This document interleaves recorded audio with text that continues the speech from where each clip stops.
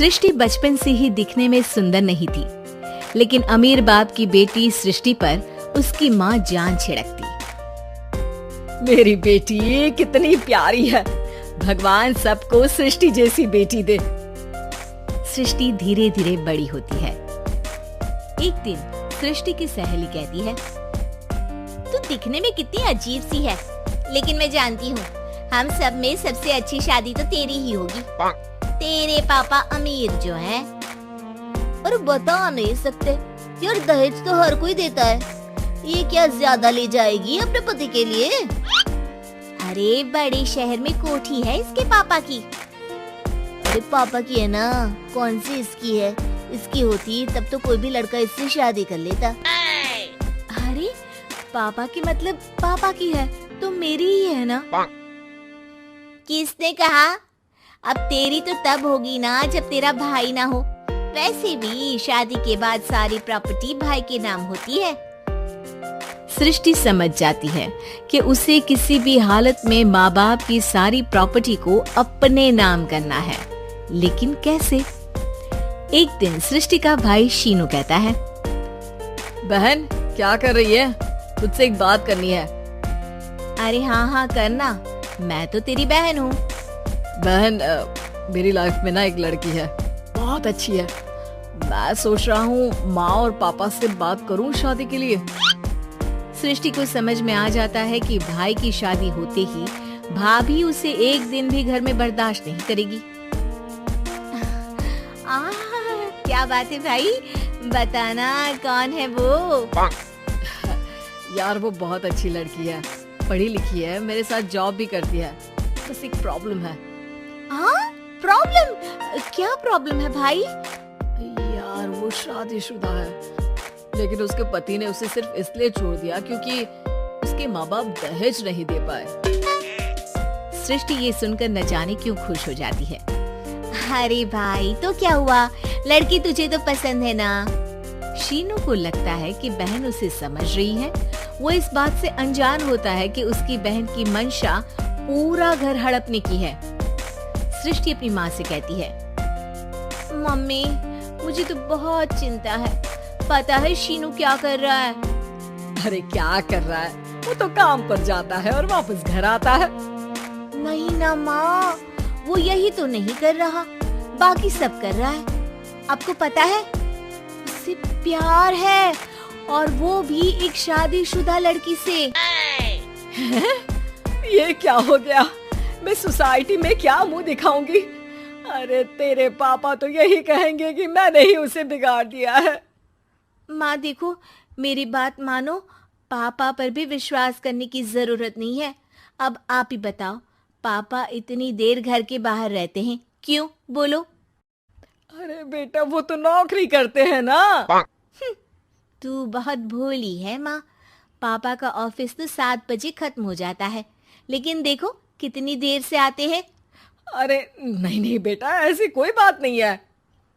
सृष्टि माँ को एक औरत से बात करते पिता की फोटो दिखाती है। देखो माँ कैसे हैं पापा, मैं ना कहती थी कि पापा सही नहीं है। मैं तेरे पापा से बात करूंगी, दे फोटो मुझे। ओ माँ, वो तो डिलीट हो गई। लेकिन चल, तूने तो देख लिया ना, पापा से बाद में बात कर लेना, और हाँ मेरा नाम बिल्कुल मत लेना। हाँ माँ। अब क्या था, सृष्टि के माँ और पिता के बीच झगड़ा होना शुरू हो जाता है। सृष्टि के मन में क्या चल रहा था कोई नहीं जानता था। एक दिन, माँ सृष्टि के लिए एक लड़का देखा है, वो लोग शाम को उसे देखने आने वाले हैं।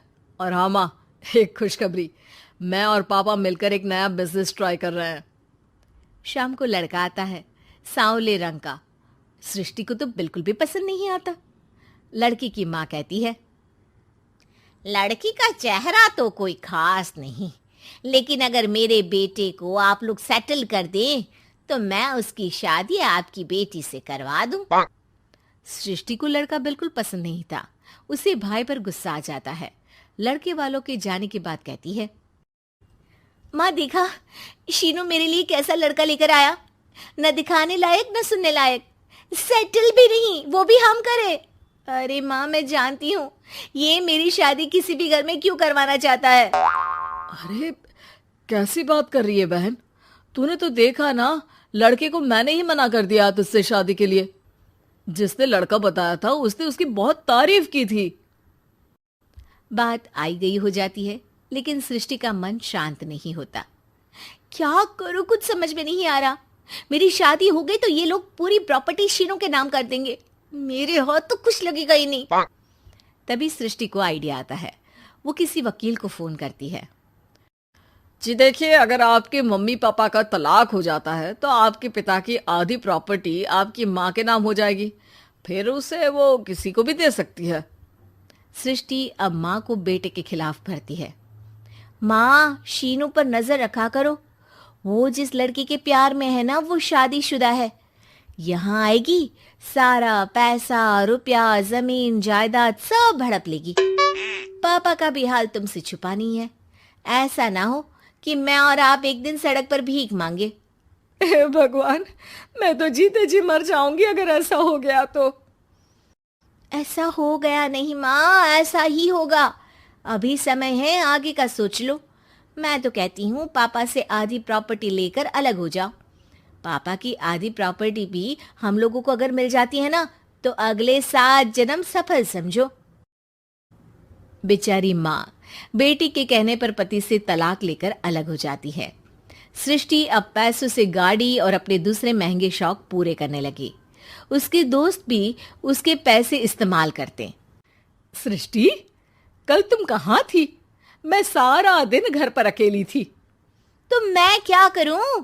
मैंने ठेका तो नहीं लिया है ना तुम्हें संभालने का। माँ को सृष्टि से ये उम्मीद नहीं थी। वो बैठकर रोने लगती है। वहीं उसका पति यानी कि सृष्टि के पिता आ जाते हैं। मैं जानता था कि तुम्हारा यही हाल होगा, तो आपने मुझे रोका क्यों नहीं? मैं रोकता तो तुम रुकती क्या? सृष्टि के कहने पर तुमने मुझ पर, अपने बेटे पर शक किया, लेकिन तुम ये भूल गई कि कैसे हम दोनों ने मिलकर जीवन में इतना सब खड़ा किया। माँ पति के गले लग जाती है। मुझे माफ कर दीजिए, मैंने आपकी कमाई का एक बड़ा हिस्सा गवा दिया। कोई बात नहीं, तुम साथ हो तो मैं ऐसी 7 प्रॉपर्टी खड़ी कर दूंगा। तभी वहां सृष्टि आ जाती है रोते हुए। माँ, मयंक ने मुझे छोड़ दिया। वो बोल रहा था जब तक मेरे पास पैसे थे तब तक ही वो मेरे साथ था। पापा, माँ, मुझे माफ कर दीजिए।